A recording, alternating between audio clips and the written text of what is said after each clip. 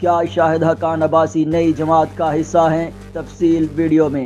پچھلے 2 دن سے social media پر خبریں گھوم رہی ہیں کہ سابق وزیر اعظم شاہد حقان عباسی مسلم لیگ نون چھوڑ رہے ہیں۔ یہی نہیں، سابق وزیر خزانہ مفتاح اسماعیل کے بارے میں بھی ایسی ہی خبریں آئیں کہ اب وہ مسلم لیگ نون کا حصہ نہیں رہے۔ اسلام آباد میں یہ سرگوشیاں بھی چلتی رہیں کہ کہیں کوئی نئی سیاسی جماعت بن رہی ہے اور یہ دونوں لوگ اس نئی پارٹی کا حصہ ہیں، لیکن اب یہ دونوں صاحبان ان خبروں کی تردید کر رہے ہیں۔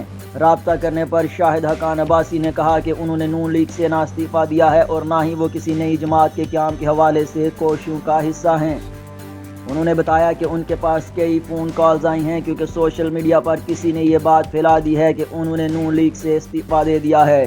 سابق وزیر اعظم نے کہا کہ ہم لوگ کچھ سیمینارز کروا رہے ہیں اور شاید اسی وجہ سے لوگوں کو نئی سیاسی جماعت کے قیام کے حوالے سے قیاس آرائیاں کا موقع ملا۔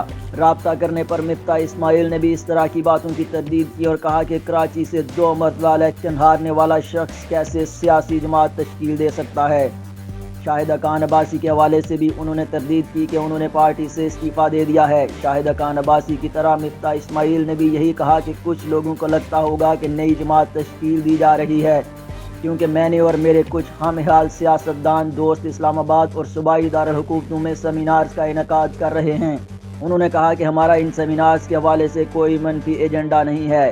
انہوں نے اصرار کیا کہ یہ سیمینارز ان مسائل کے حوالے سے منعقد کیے جا رہے ہیں جو پاکستان کے لیے باعث تشویش بنے ہوئے ہیں۔ انہوں نے کہا کہ مختلف سیاسی جماعتوں سے تعلق رکھنے والے سیاستدانوں کو مدعو کیا گیا ہے تاکہ ملک کی مسائل پر اتفاق رائے حاصل ہو سکے۔